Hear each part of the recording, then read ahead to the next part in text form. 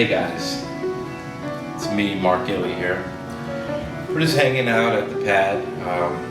I just want to kind of talk to you today about spending wisely.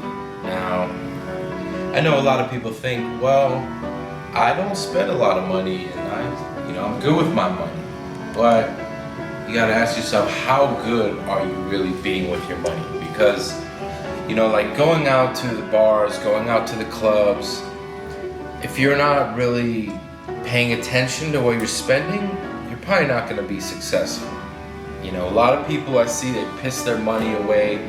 They spend, hundreds of dollars a night on drinks, and it's like, dude, you got to save your money. You can't just piss your money away like that. If you want to go out, have a drink, and you like tequila, say you like 1942 tequila, right? It doesn't make sense to go out to the bar and order shots of that. They're like 40 bucks a shot. Now, I could go get a bottle of that for like 100 bucks, maybe 120, around there. If you want to drink, get a couple shots of Patron, you're gonna feel the same. You're gonna be, the same kind of hangover in the morning.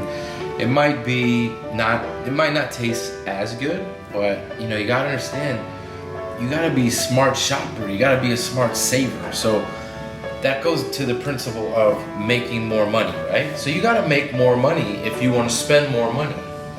If you're making, let's say, $5,000 a month, you should be trying to save, 40% of that. So if you make $5,000, try to save at least $2,000 a month, right? That's the goal. So if you're making $10,000, then try to save $4,000 per month. So that's how, things will happen a lot faster for you. Having abundance, having more than what you need is what you really need, right? Now, it's you gotta understand that it's all about progress. It's all about going up the ladder of success, right?